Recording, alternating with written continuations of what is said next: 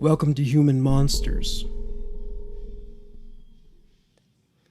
The Catholic Church has found itself embroiled in controversies for decades, most of which concern the abuse of children at the hands of clergy, nuns, and other figures who have been entrusted with the care of orphans. Many have abused that trust, and generations have been left to contend with the fallout such traumas can leave behind in their wake. After all this time, none of the popes have so much as issued an apologia to all the victims who were abused. The lack of accountability is appalling, as is the callous indifference the victims have encountered when confronting this institution. The Church will not even so much as acknowledge the abuse. Well, this episode acknowledges the abuse and the long-term impact it made on one person, that being Semília Bialik. This is an adaptation of the memoir Not Forgotten. They Called Me Number 10 at Near Cole Orphanage by Semília Bialik. November 16th, 2009. Former Australian Prime Minister Kevin Rudd made this statement that was known as the National Apology to the Forgotten Australians. It was an era where children were seen as units to be controlled, but to have at least 500,000 children removed from their families, not given education, not able to acquire social skills, and then for them to enter adult society, partner, have their own children, try and raise children, try and survive. That has had an immense impact on Australia. Semília has written a blog, and the following entries were written in 2005 and 2009. 3 entries. Well, it's another day. Nobody reads blogs as far as I can see. There must be somebody out there who would like to know what it was like not to grow up in a home since birth and to not discover what the outside world was like until you were 12. My story needs to be told. People out there should know. It's still being covered up. If a publisher should read this, or some person could help to write this into a book, I would be so grateful. How sad it is. How sad is it to know that no one out there will read this? It's important. Just because I am not famous, or it is not about porno or junk or rubbish stuff, people don't listen. Where are the people out there who care and understand reality? My parents dumped me and my 2 brothers in a cardboard box on the steps of St. Vincent's de Paul. They just threw us away like rubbish. They didn't care about us. They didn't want us. At the age of 2, I was abandoned, forgotten, and misplaced. That is the day my mother died to me. I must have been so ugly for them to leave me. Do you think I'm ugly? The year was 1954, when a little girl and her brothers were deposited in a cardboard box in front of St. Vincent de Paul in Innisfail, far north, Queensland. They were distressed, confused, and hungry. The little girl was Semília, of course. Her younger brother, Peter, was a year old, and her older brother, Alexander, was 3 years old. They were vulnerable, frightened, and unable to fend for themselves. Semília's mother, Rosaria, submitted her children to the state, asserting that her reason for doing so was that the children had undermined her marriage, Usually, the reason one gives up their children is their inability to provide for them financially. This was not the case.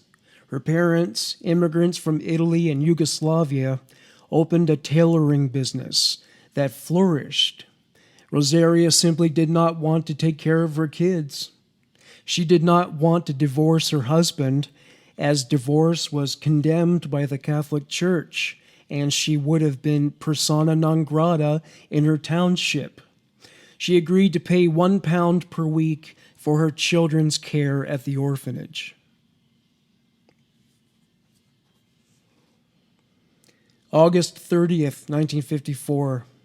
The Society of St. Vincent de Paul in Isfel was the Catholic charity that accepted Similia and her siblings. However, the inspector from the State Children's Department responded to an investigation requested by the charity. This was his response. Bialik of Ravenshoe, the reason given, impending separation of father and mother for the admission of the children to an institution, is unusual. The accommodation available is somewhat limited and is generally reserved for cases where there is no mother or where the mother is incapable of caring for the children.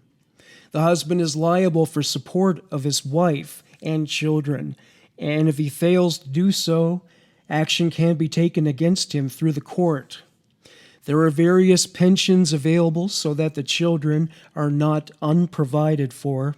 Should all efforts fail to force the father to support them, it is preferable for the mother to keep her children with her, and in the event of an emergency, she should apply to the Labor Department through the local police for ration relief.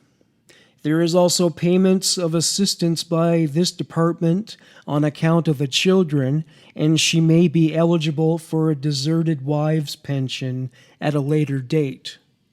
Rosaria defended her decision, saying that the marriage broke down because of her husband's heavy drinking and frequent fighting. She also said he abused the children on a regular basis, even breaking Alex's leg while he was still a toddler. Rather than find a way to resolve the family's problems, Rosaria threw the kids away like they were nothing but a burden to her. Similia and her siblings wound up at an orphanage called St. Joseph's Home at Nearcole, which is also known as Meteor Park Orphanage and Nearcole Orphanage. Its stated intentions were benign, but very few outsiders knew what went on behind closed doors due to its isolated location in a rural district. The care of the children was orchestrated and overseen by the Sisters of Mercy, a group of nuns who devoted themselves to Christ and service to the poor, sick, uneducated, and children without parents to care for them. Some were children who were removed from homes and told they were orphans. They also accepted children who were shipped in from England. The orphanage was in operation for 93 years, during which time a total of 4,000 children were placed in their care. Outsiders, including the government, assumed that because the Sisters of the Cloth were taking care of the children, they were doing so with compassion and sensitivity. The orphanage went to great lengths to reinforce its image as a paradise for lost children. Similia remembers it differently, as she recounted. Nearcole was a hellhole. It was never a home. My time as a child was full of abuse and pain. No love, no cuddles, no encouragement, no one to say how lovely or good or keep up the good work. You were afraid you would go to this hell they talked about, and God would not take us into heaven. The children were terrorized into uniform obedience. They were frightened to even speak. They had no autonomy, never able to do anything without permission. The children were frequently belted and whipped, and the resultant screams and cries could be heard frequently throughout the day as the harrowing soundtrack to the never-ending story of abuse that unfolded during Semilia's years in the institution. Semilia spoke Italian, as her parents had, so that led to her initial struggle to fit in. She was separated from her brothers and placed in a nursery containing up to 40 other children, mostly babies and toddlers. The children were segregated by gender and age. Reflecting on this arrangement, Semilia said, "We never saw the boys. You never saw the big girls. We helped look after the babies, but never saw the big girls. We only saw boys in the playground. This is what I remember when I was about 9 years old. I didn't know I had brothers until I left. 2 brothers whom I did not know till I was nearly 11 years of age." At one point, Semilia lived with 400 children who were cared for by 15 nuns. The dorms were always understaffed. The nuns were usually brought in from overseas and, like typical nuns, they had never had children, so they possessed no maternal instincts and therefore didn't really know what they were doing and usually felt no empathy for the children. After the 1940s, a new policy was introduced. The children would no longer be addressed or referred to by their names. Instead, they were assigned numbers. They did not own personal possessions, and their birthdays were never acknowledged or celebrated.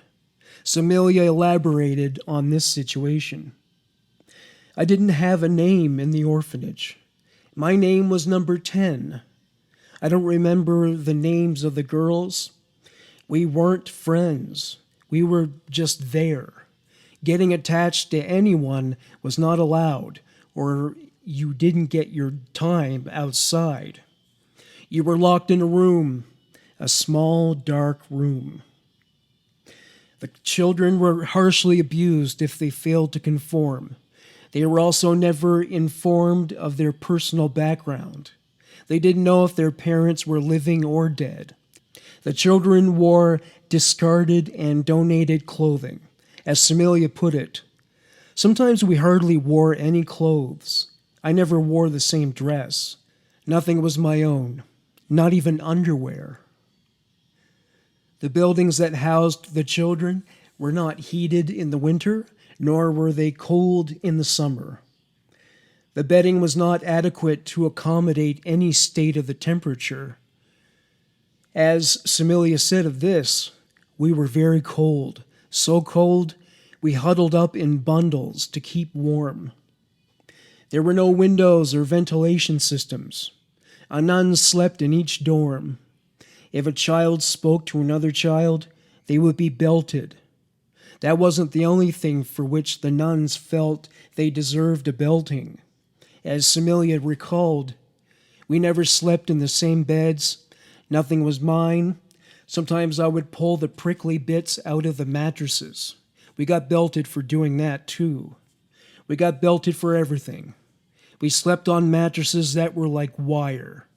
I think it was called horsehair and smelled of urine and other stuff. Bathing was done communally. If a nun was not satisfied with a child's hygiene in the bath, she would push their face into a toilet bowl and flush. Bath time was an especially egregious time, according to Semilia. I hated when we lined up to have a bath. We would all be standing there with no clothes on, and it was so cold. We would huddle up together to keep warm, and then the nuns would tell us off for touching each other and say, "That's not nice." I hated bath times because the nuns would shove their fingers up me. They said it was to make sure I was normal and a good little girl. Having a clean body meant to the nuns that the children should undergo confession to cleanse their souls, and so they went to confess whatever sins the nuns felt they were guilty of. The dining period was facilitated in a bleak-looking room lined with metallic tables. The talking aloud was when a child was selected to say grace, both before and after the meals. Even the mealtime practices could be horrific, as Samilia noted. Meals were made of dried toast and a strange watery dish of porridge which tasted like dirt. If we did not eat it, it was forced down our throats. If we vomited it out, it just got shoved right back. The food was all sloppy, more liquid than food. I remember one time when I didn't want to eat it. The nun stood over me, picked up the spoon, loaded up the revolting mush, and forced it into my mouth. I vomited. She scooped up the vomit and fed it to me. Many of the children resorted to stealing food to be satiated, or, at the very least, eat something palatable. Most of the schooling was dedicated to religious education rather than the 3 R's. If a child spoke in class, they would be struck with any object the nun had in their hand at the time, be it a slate, a cane, or even a sewing machine belt.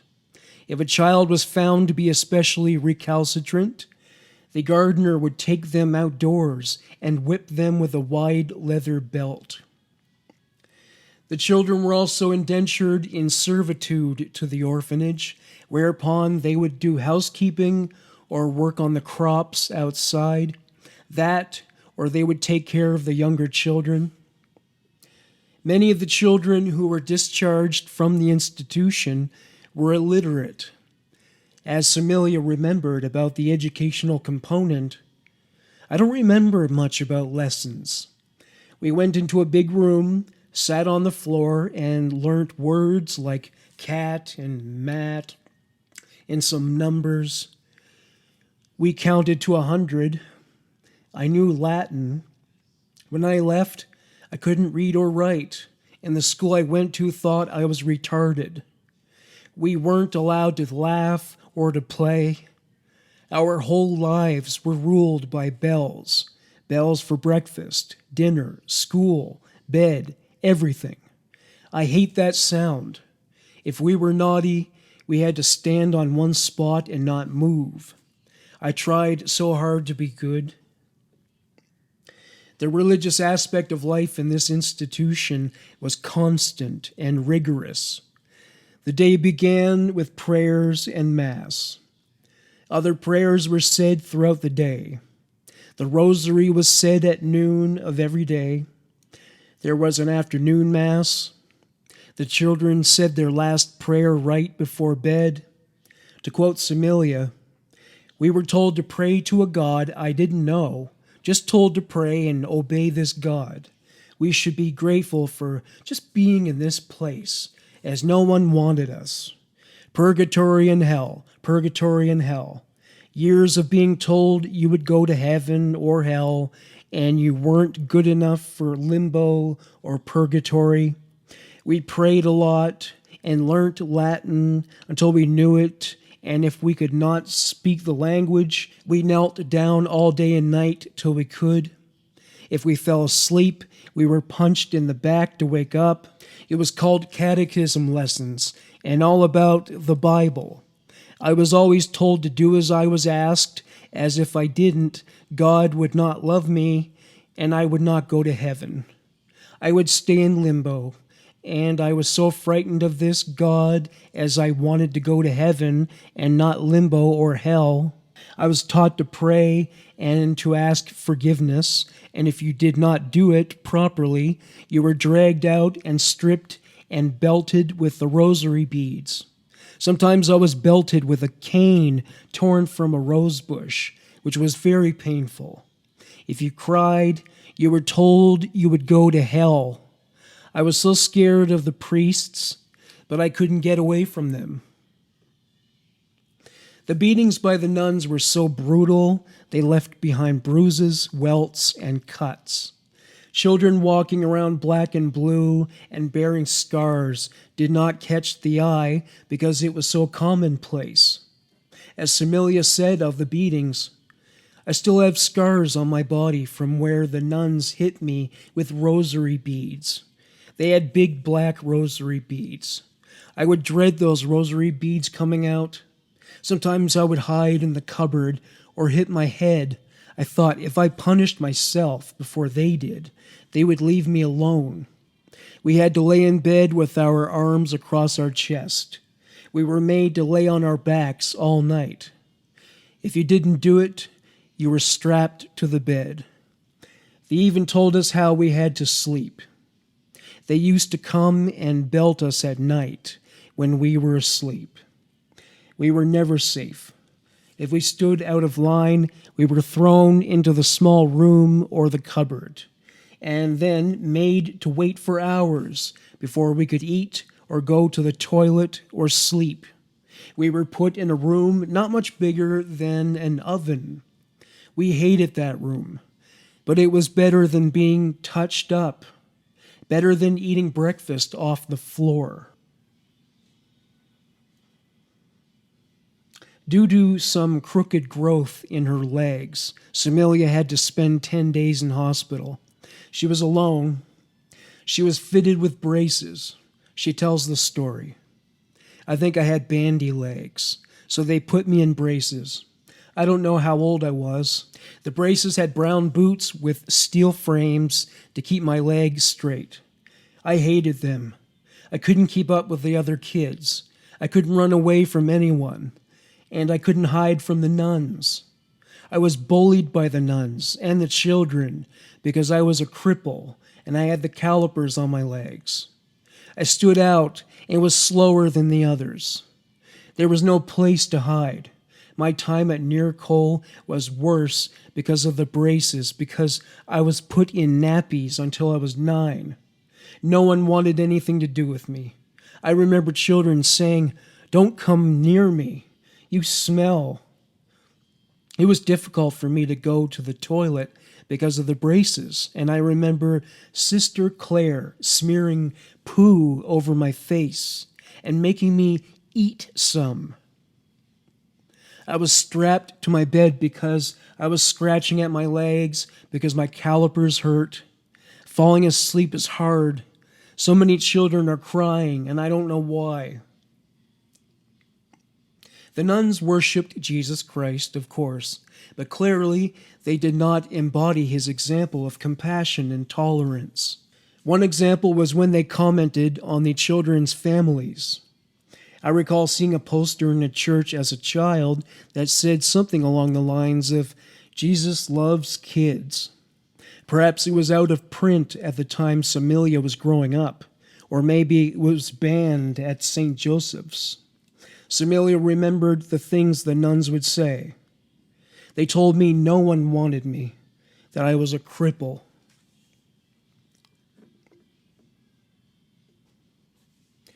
This was by no means the end of the humiliation.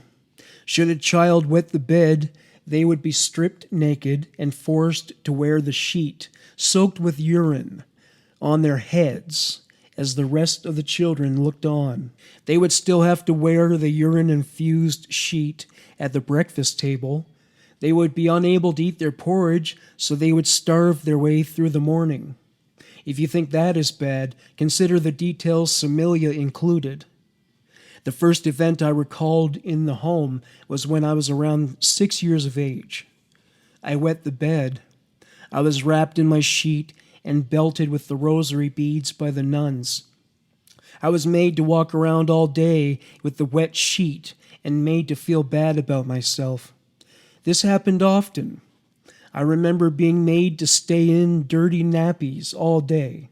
If I wet the bed, I would try and hide somewhere so they could not find me. Sometimes I would hide under the bed, and they would find you and drag you out and belt you because you didn't tell them you wet your bed. They used to leave us lying in poo and wee for hours. They would bind us to the beds by our wrists so we couldn't get away. The whole orphanage smelt of wee and shit. Very little health care was provided. Common illnesses included eye infections and head lice. The children were only allowed to use toiletries like toothpaste when the institution welcomed visitors. Though a general practitioner would examine the children, no records of these procedures were kept. Samilia described the nuns' idea of health care.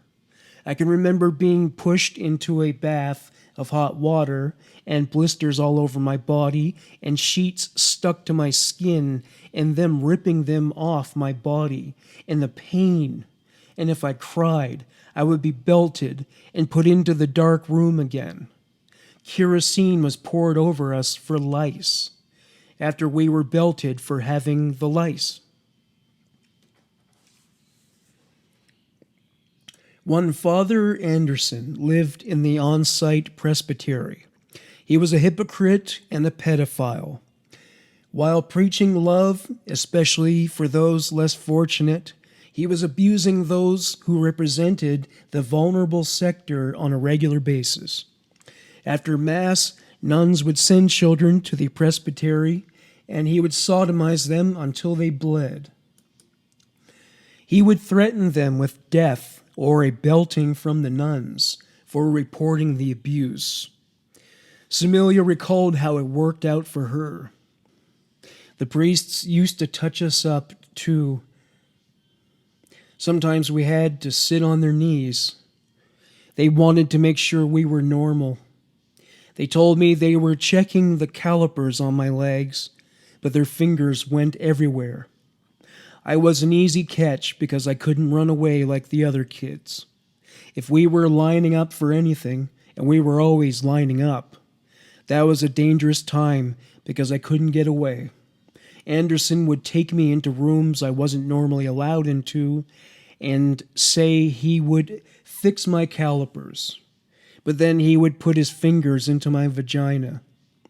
Sometimes he would drag me along to a bed so he could put his fingers in me. When the priests wanted you, they would say, "Little girl, come here," and they would cuddle you. I remember wriggling from side to side to get away, but I never could. When it was over, I was allowed to go, but there was always another kid waiting. It's like they always had someone ready. I was made to watch priests masturbating in front of us. Sometimes I would hide under the building and hope the ground would take me away and this God would love me and make this stuff not happen anymore. Many children would try to run away, but they were always caught. When they were brought back to the institution, they would be whipped in the dining hall in front of all the other children until they bled. Many of the other children would experience survivor's guilt because they didn't intervene, though it wasn't their fault that they were unable to do so. Samilia recalled the ignorance of conventional society with which living in such an isolated and sheltered environment infected her. As a little girl, I used to watch the children leave out of a machine, but did not know at the time it was called a car, and they would not come back.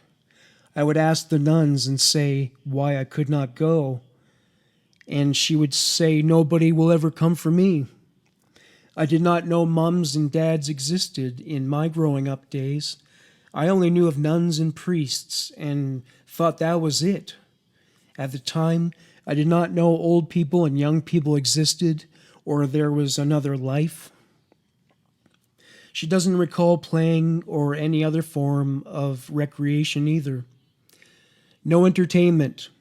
It was always getting your number called for something like hair checks or body checks or Breakfast, lunch, dinner. Must admit, we got our milk. She was once taken for a week to stay with a childless couple. She reveled in the experience and didn't want to leave, which is an understatement.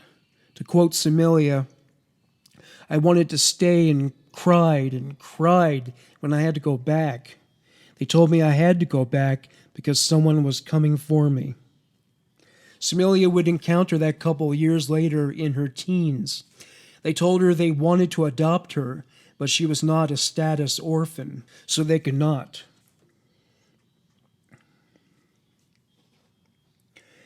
The nuns presented a different image of Nearcoll to outsiders that belied the horrors that were endured behind closed doors. As Similia remarked, the nuns were different when visitors were around. They knew what they were doing was wrong. They were always telling us that if we told anyone, we would go to hell, or God would take out our tongue and strike us down. I was so scared of going to purgatory. The playground and toy room was only used when visitors were there. I can remember people coming to the orphanage with suits, and we were locked in a room, and we would look out the window and see them looking around. We were the children who were different and were told nobody wanted us or cared. Now I know they were from the government checking out the place. Similia revealed her feelings about her birth parents. It's like there's this void in my life, a space where my childhood should have been. What were these people who were meant to be my parents doing during this time? I'll never know. I'll never understand how they could have left, and I'll never forgive them. In 1955, the State Children's Department cracked down on Similia's father for not making the support payments for his children. The police constable wrote this report. I advised Bialik of his present position with regards to his 3 children, namely Vidok Alexander Bialik, Smilia Bialik, and Peter Bialik, and also impressed upon his responsibility as father with respect to the maintenance of these 3 children.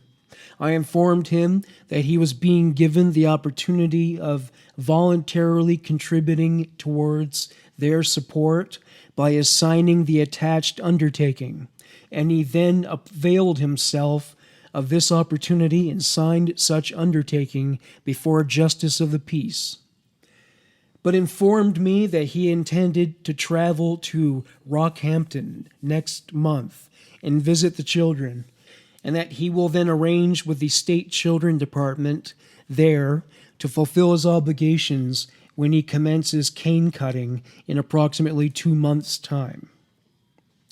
He agreed to pay £1.50, but the money was never received. Her mother made a similar promise, but also did not come through.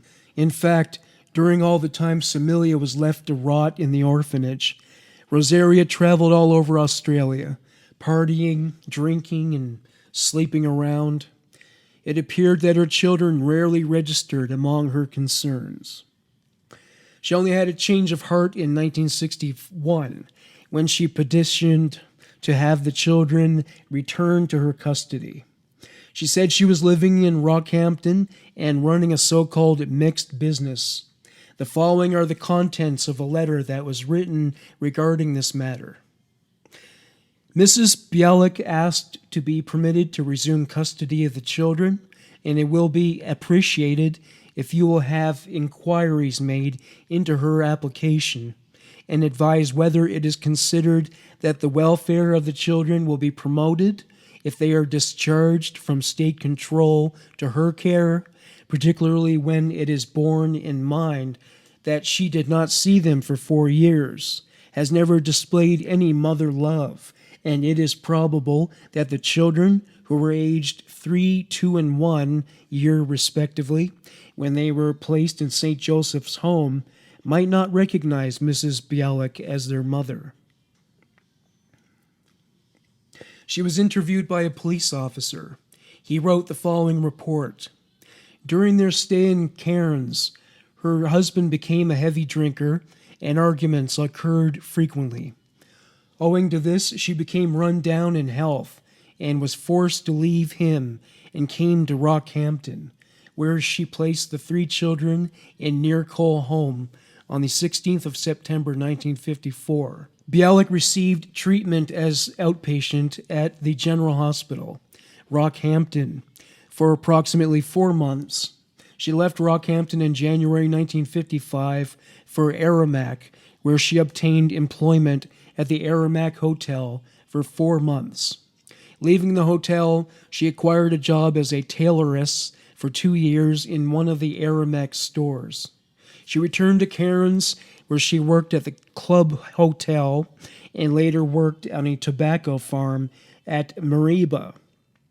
Leaving Mariba for New South Wales in December 1956, where she worked at Nail Stirling, Globe Point, and from there to Tasmania, where she worked as a tailoress.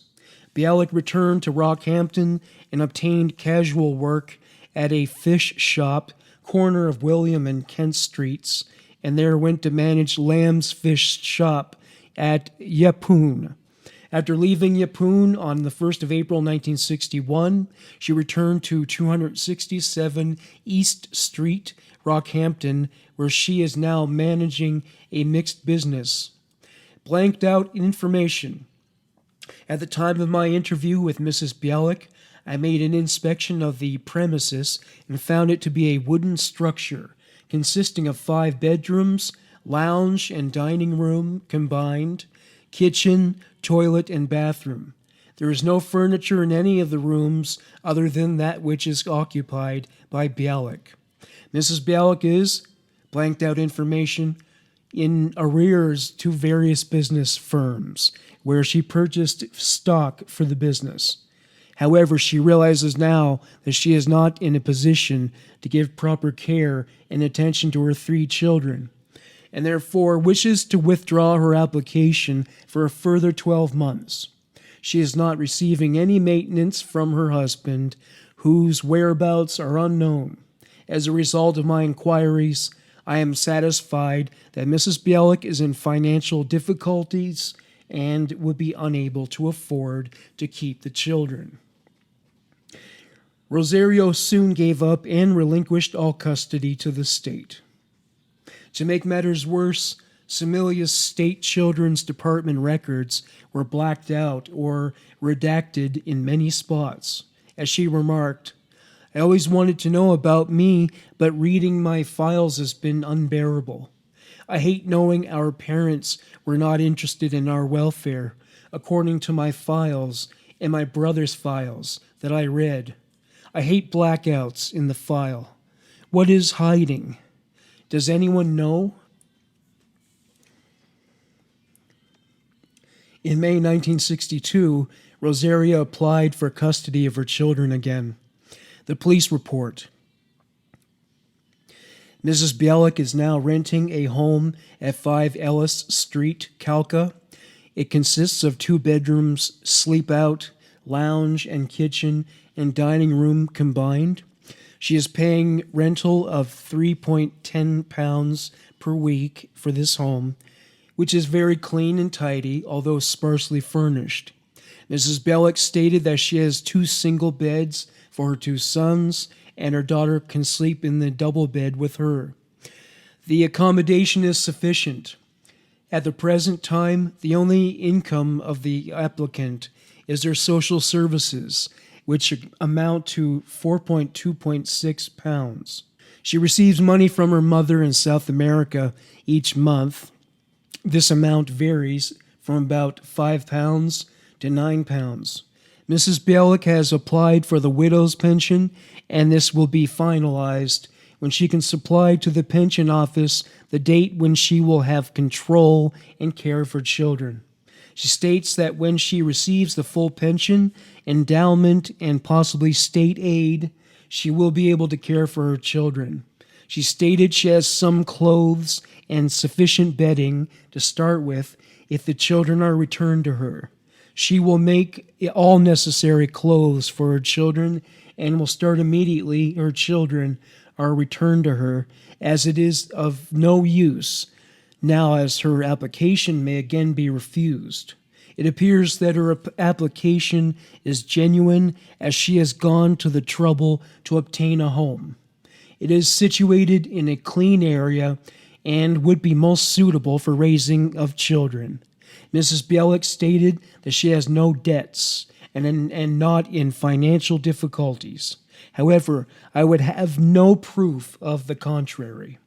I cannot see where the applicant would gain anything financially by getting the care of her children, and I therefore think that the welfare of the children would be promoted if they were discharged into her care. July 22nd, 1962. Samilia and her brothers were discharged into the custody of their mother. She was a stranger to all of them. Whatever fantasies Samilia may have had about the life she would share with her mother were soon dashed. In fact, the reality of it wasn't much better than what went on in the orphanage. As Samilia tells it, she first hit me out of sight of the nuns before we even left near Cole. She smelt of cigarette smoke. She smoked all the time. She smoked Rothman's Blue. She talked to me in a strange language and was angry when I couldn't answer her. Then again, she didn't know much about the realities of family life anyway. As she recalled, I didn't know what a mother was. She had long hair. I didn't know what long hair was. We didn't see the nun's hair because it was always covered. Our hair was short. My biological mother came for us, and I did not respond to my name. I did not go to her and hug her. She yelled and punched and threw me onto the ground. Though the State Children's Department noted an improvement in Rosaria's disposition, which had been remembered as difficult and aggressive in the past, she put on an act for their next encounter, and she was remembered as being much more agreeable then. Samilia remembered her mother's conduct differently. I was treated like a kicking horse by my biological mother, and she threw the first meal I had out of the home at me. It was something I'd never seen before. It was spaghetti and sauce. She picked up the table and tipped the food on the floor. She said, "Now eat it. You were all ungrateful kids, and you should have been left in the orphanage." She was always telling us she wished she'd left us in the orphanage. I heard that so many times. I was bashed and kicked for not calling her mum. I called her mother, like I called the nuns at Nearcole. When I was with my biological mother, she was all abuse, and never one day went by without getting belted or smashed into a brick wall, and my hair, she would pull it out and bite me, and so on. I am so angry at my biological mother, for I feel she is not my mum. I was like a slave to her. Some things about her new life, indeed, were not so different. For example, there was no bathtub. As she recalled, we didn't have a bath. We stood in the kitchen, lined up to wash ourselves, just like in the orphanage. She wasn't much safer either. I remember my mother biting me, throwing me against walls, and hitting me with a piece of wood. We could never say no to her. I hadn't seen a grape before and was beaten for taking one. Whenever a representative from the State Children's Department paid a visit suddenly, Rosaria painted a portrait of quaint and loving family life. The children would be doing their homework. Rosaria bragged about teaching the children to speak Italian. She spoke highly of the local community, saying it was friendly and helpful. Samilia reveals what existed beneath the charade. I remember black government cars coming and going, talking to my mother. We had to be on our best behavior when they were there. Sometimes she hid us. I never spoke to the people who came. We all had bruises. How come the government workers didn't see them? Why wasn't that in my papers? Why didn't they notice I was hurt? Despite the state's impression that the children were well cared for, Samilia reveals what it was like to live under her mother's roof. Why she ever came for me is beyond me. There were no cuddles, no love, no clean clothes, no playtime, just bashings and pulling my hair out and pushing me into brick walls, just like at the orphanage. If only I knew about child abuse back then and how other people lived. I never owned a new dress or shoes till I left my so-called mother. Everything was from the dump and from the bins. People and children used to laugh and make fun. They said our clothes were theirs and we were rubbish. I tried to do something nice for my mother, like brushing her hair in the hope she would make me some clothes. I cooked eggs once, and my mother got angry because they were taking so long. I told her the water kept going out of the pot, and I had to keep putting it in. I didn't know how to cook eggs. I got bashed for that too. What is a family? I have one, but I don't. I never had a grandmother or granddad or aunts and uncles or family life, even with my biological mother. It was work and more work and floggings.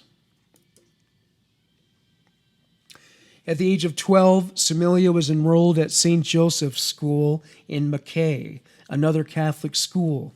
It was operated by nuns and wasn't much better than Nearcole, as Samilia described it. At first, I went to a subnormal school because I couldn't do anything when I came out of Nearcole. Then I went to St. Joseph's School in Mackay. The nuns were always there. They didn't know what grade to put me in. I thought I was stupid, and so did they. I could read, but I didn't know the days of the week or any multiplication tables. Kids at the school she sent me to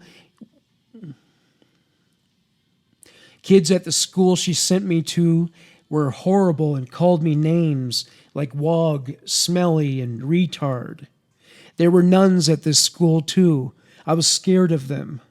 I know I had my calipers on for some of the time, but I really don't remember getting them off. That's strange, isn't it?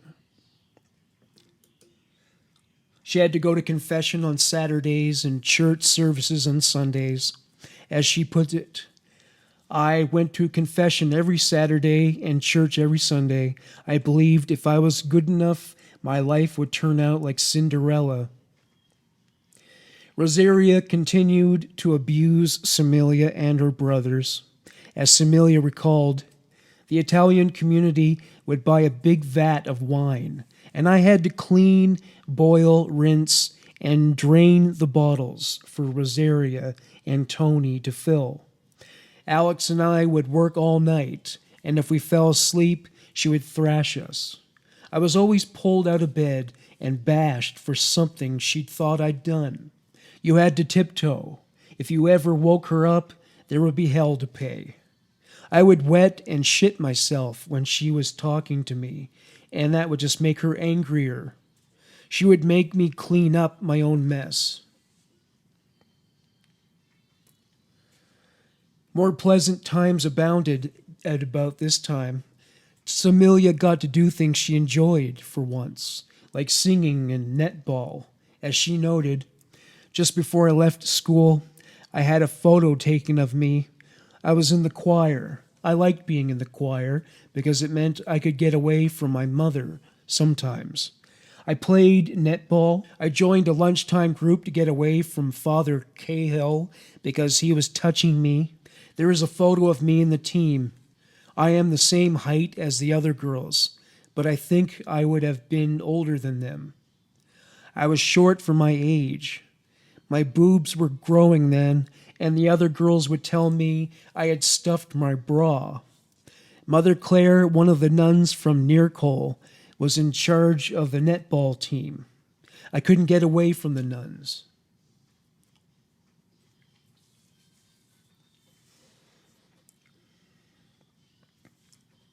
To this day, Samilia does not want to discuss her mother. Indicating how sore she still is, she said, 4 months is nothing compared to all the time I spent in the orphanage. How could a mother do such a thing? There is no excuse.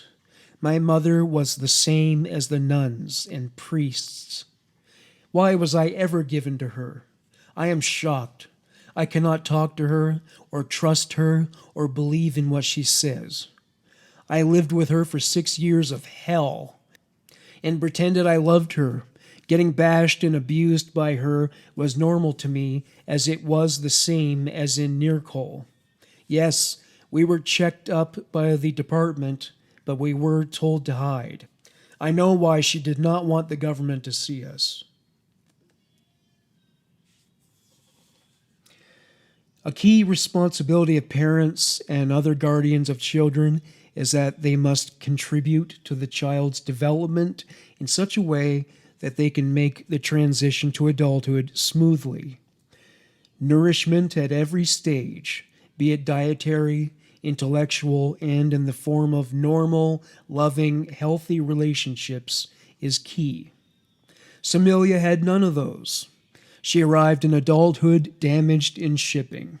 She was behind in education. She was traumatized by abuse, and, due to sexual abuse, her understanding of how to negotiate the boundaries between people was also something with which she was unfamiliar. She deserves to be loved just like everyone else, but it took her years to learn how to trust. She did marry and have children, and even has grandchildren now. Samilia didn't receive any sex education. She didn't know about the menstrual cycle. She didn't know about pregnancy. She related how all this came to a head with her mother's intervention. It was my mother who told me I was pregnant because she noticed I hadn't had a period in a few months. She was always really horrible towards me when I had my period. I didn't even know what being pregnant meant. I didn't have any sex education. I thought I had periods because I was evil and only Italians and wogs got them. I was about 4 months gone when my mother found out. She pushed me off the balcony of the second story of our house to try and make me lose the baby. I jumped off a few times after she'd pushed me.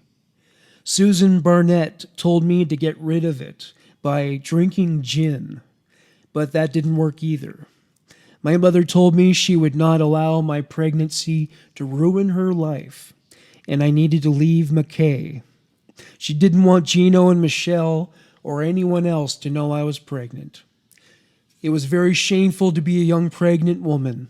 I went for help to the only place I knew could help a pregnant girl, the Catholic Church and the Sisters of Mercy. I told the parish priest and Mother Claire, the nun who had been at Nearcole and at my school in McKay, that I was pregnant. They arranged for me to stay at the Holy Cross Laundry at Woolawin in northern Brisbane, where all bad girls went to have their babies. I left McKay with nothing but my little brown suitcase, which held some underwear and a couple of dresses. I was wearing a white dress, and the only shoes I had were the ones on my feet. I cried and cried on the bus.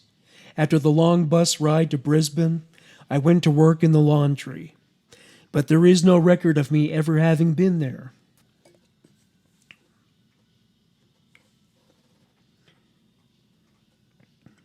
Samilia returned to the keeping of the Sisters of Mercy in Woolawin. They operated the Holy Cross Retreat.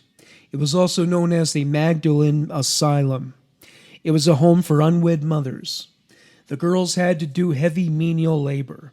As the nuns put it, as they washed away the stains of others through their hard labor, they washed away the stains on their souls. Samilia recalls how she was treated there. Being in the Holy Cross laundry, I was sent there by the church as I was pregnant, and the treatment we had was awful. I remember to this day, no one could talk to us. We were called sluts and shunned. A visit to the doctor had to be after hours due to being pregnant before marriage. Marginalized we were. It was also a place where they also put homeless kids, and they were cruel to us. The nuns would make us wear these awful tunics and stand on our feet all day doing the laundry. Whose laundry? Everyone's laundry. The food was so bad you would vomit. There were other girls at the home who weren't pregnant. They were the delinquents. We weren't allowed near them. Our entrance was down the side of the building.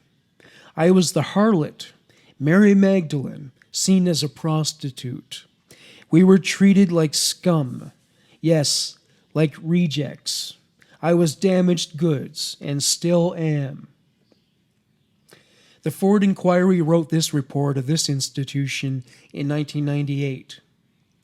For much of their histories, the denominational training schools were large, impersonal institutions where the labor demanded of the girls was both arduous and monotonous, and not likely to significantly enhance their future employment prospects, and where solitary confinement was used to discipline recalcitrant inmates. The emphasis was on punishment, with little or no effort made to assist in the rehabilitation of the girls. However, there were institutions that received little government funding, which made it virtually impossible to implement a more individually focused treatment program or to employ staff more attuned to the problems and sensitivities of the girls. These institutions were components of a wider system that survived on a limited budget and had done so for many years, and they quickly became redundant as essential improvements were made to that system in the 1970s. It is not surprising that many of the residents believed they were damaged by their experiences at these institutions. Fortunately, Samilia's time at the Magdalene home was limited. As she recalled, "But he saved me from living with the nuns again. He arranged for me to be released from the laundry. Most girls didn't get this opportunity to leave. He took me to live with Mrs. Titmarsh as her housekeeper. I remember her as a drunk with a loud snore. I don't remember how he knew Mrs. Titmarsh.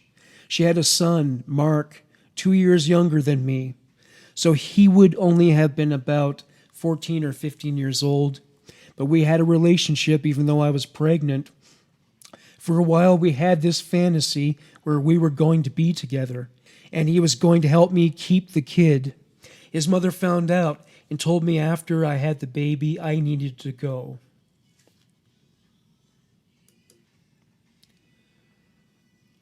Samilia had the baby and gave it up for adoption. She was traumatized by the birth and was unsure of how to proceed with the rest of her life, so she remained in hospital for months.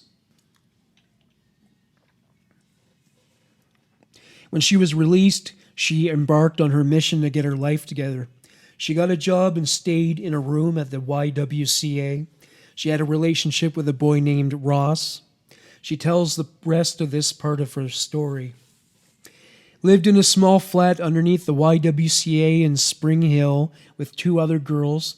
Ross would sneak into my room. He wasn't really allowed to be there. One night when Ross wasn't there, a guy came into our rooms. He went into one of the other girls' room first and then came into my room. I didn't hear him at first because I took medication which made me sleep. I woke up as he pulled my clothes off me, and he was wanking over me. I screamed and screamed and screamed.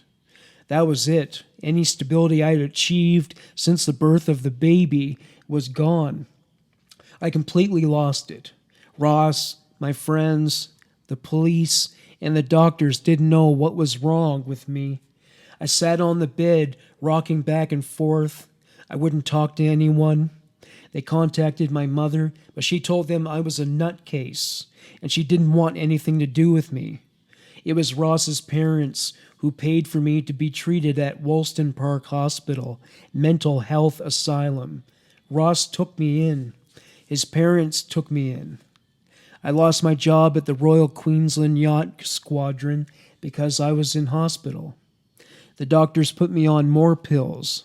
I was 19 years old when I started overdosing and trying to kill myself, but I'd been hurting myself forever, cutting my arms and legs and pouring boiling water over myself. I used to try and set myself on fire. Samilia and Ross married. Soon after, they had their first child together. They would have another. The wedded bliss did not last. As Samilia told it, Ross was a chef, so moving was easy. It was easy for him to get a job. I really thought because I was a wife and mother, things would now be different with my mother. I thought she would treat me differently, that somehow I'd now be seen as good. When I told my mother I was coming to Mackay, she said, "Don't expect me to be a babysitter." She always told me, "Shut up and grow up." The worst was when she told me repeatedly, "I should have left you in the orphanage." I think back to those days as a young mother and wonder really how I managed at all. How did I even manage to look after my kids? I didn't even know where I was half the time. I was more like a kid than an adult. I would play with the kids, any kids that happened to be around. I didn't interact with the adults. Our marriage was in trouble, and I've never told Ross why it ended. Even my kids don't know this, but Ross's father used to touch me up. I'd be feeding the baby, and he would put his hand up my dress. I didn't know what to do, and it's like I was frozen. That's one reason we broke up. He did it before we went to Mackay, and he did it again after we came back. So I ran away. Another reason for the end of the marriage that I don't like to admit was I had affairs. I didn't understand that when the lovely high you get at the beginning of a new relationship goes, you then have to work on it. I thought marriage was meant to feel exciting all the time. That's what I thought marriage should be like. Affairs, affairs, affairs. I was completely out of control, not getting anywhere. I would sleep with men who were much younger than me, almost boys, really. Who does that? Why was I so desperate? It was like I couldn't control who I was and what I did. I was sleeping around with men younger than me, and I was only 23. As many people who endured so much abuse and neglect in childhood, Samilia experienced problems with relationships and parenthood as an adult, much later than at the age of 23. Not only was there a complete lack of positive parental role models present in her life as a child, but she was unable to even comprehend how to approach any kind of relationship. The good news is that as she has told her story, she has established a narrative with other people who have suffered a similar fate, though obviously the stories differ. She is a proud grandmother now, and though she may never recover from the trauma entirely, she has found some semblance of peace. Thank you for listening to Human Monsters. Bye for now.